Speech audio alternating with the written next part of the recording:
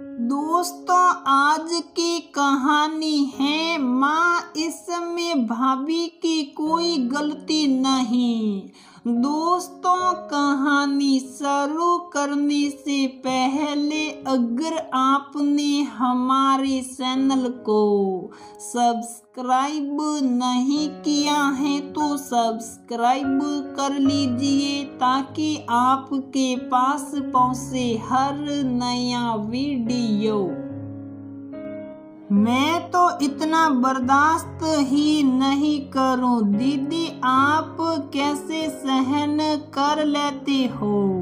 आप कमाते हो, आपको क्या कमी है? बच्चे लेकर दूसरे फ्लैट में शिफ्ट हो जाओ, वहाँ मजे से रहो। न सास ससुर झिक झिक, न ननद की सिक सिक। ये सब कहा मुझे भाभी ने। रागिनी के मुंह से ये शब्द सुन अर्चना का खून खोलने लगा। अर्चना ने अपने अस्थमा के पंप से दवा ली, फिर सोफे पर बैठ गई। माँ, तुम ठीक हो ना? मुझे तुम्हारी बीमारी का पता है, फिर भी मैंने तुम्हें सब बता दिया। भैया भी नाराज होगा। रागिनी माँ का पसीना पोंछते हुए चिंता करने लगी। तू मेरी चिंता छोड़, ये बता, तुझे ये सब अंजू ने कब कहा? तू तो अपने ससुराल की सारी बातें मुझे बताती है, फिर इतनी बड़ी बात कब हो गई जो अंजू ने तुझे ससुराल छोड़ने की सलाह दे दी? अर्चना ने हैरानी से सवाल किया। माँ, प्रभात भैया ने बोला। माँ, तेरी चिंता ज्यादा करती है। उनकी सेहत को देखते हुए तो उनसे सिर्फ अच्छी और सकारात्मक बातें किया कर। तुझे अपना दिल हल्का करना हो तो अंजू से बात कर लिया कर। रागिनी ने माँ को सब सच बता दिया। बेटी अंजू बहुत अच्छी बहू है। उसने मेरा घर परिवार बहुत अच्छे से संभाला है, पर ये भी सच है कि उसमें जरा भी सहन शक्ति नहीं। ऑफिस की थोड़ी टेंशन पर ही वो जॉब छोड़ने की बात करती है। ये उस का स्वभाव है, हम समझ गए हैं, लेकिन उसकी सलाह पर चलने से पहले तुझे भाई या मुझसे बात करनी चाहिए। मैं ये नहीं कह रही कि अंजू तेरी गृहस्थी तोड़ना चाहती है, पर उसने तेरी जगह अपने आप को रख कर तुझे सलाह दे दी। हर इंसान में कुछ खूबियाँ कुछ खामियाँ होती हैं। हम औरतें तो हर परिस्थिति में सामंजस्य बिठाने में माहिर होती हैं।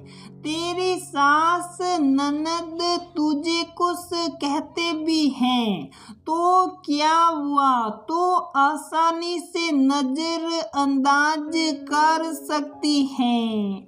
तेरे पास तुझे समझने वाला जीवन चाहती हैं। इतनी अच्छी नौकरी है। हमारे जमाने में तो काम भी करते थे, सास ननद की गालियां भी खाते थे, फिर भी साल रिश्ते निभाते थे। पर तुम आज कल के बच्चे घर में एक जन भी सिक सिक करे तो घर छोड़ने जैसी बेवकूफी करने को तैयार हो जाते हो। आखिर ईश्वर ने 2 कान दिए हैं। सुमेर अपने माता पिता की एक संतान है, उसके लिए परेशानी मत बढ़ा। माँ बाप और पत्नी के बीच उसे एक को सुनना पड़े ऐसी स्थिति मैं उसे मत डाल, अर्चना ने रागिनी को समझाया। माँ, मैं आगे से तुमसे कोई शिकायत नहीं करूँगी। वो नौकरी करके थक हार के आओ, फिर ताने तुन के सुनने को मिले तो दिमाग खराब हो जाता है। रागिनी, हाँ, तो सब कुछ जिंदगी में हमारे हिसाब से मिले जरूरी तो नहीं है। जो खराब मिल रहा उसी के बारे में सोचा जाए, क्यों ना जो अच्छा मिला है उसका शुक्र अदा किया जाए। जैसे अपने बच्चों पति के साथ समय बिता, जो ईश्वर ने दिया है उसका शुक्र मनाए तो दुख होगा ही नहीं। क्योंकि जो हमारे अर्चना जी की बात बीच में काट रागिनी बोल पड़ी, जो हमारे पास है वो शायद किसी और के लिए सपना है। सच में माँ पापा की सिखाई ये बात मैं कैसे भूल गई। ये सोचो तो कभी दुख होगा ही नहीं। अब मैं जाती हूँ, सुमेर से माफी मांगती हूँ जो अंजू की बातों में मैंने उसे उसके माता पिता से अलग होने की बात कही। रागिनी ससुराल जाने को खड़ी हुई। माँ, भैया से कुछ मत कहना, मैं नहीं चाहती मेरी वजह से भैया अंजू को कुछ कहे। इसमें भाभी की कोई गलती नहीं। हम किसी की बातों में आ जाए तो गलती हमारी ही होती है कि हमने अपना दिमाग क्यों नहीं लगाया। मुझे अंजू भाभी से कोई शिकायत नहीं।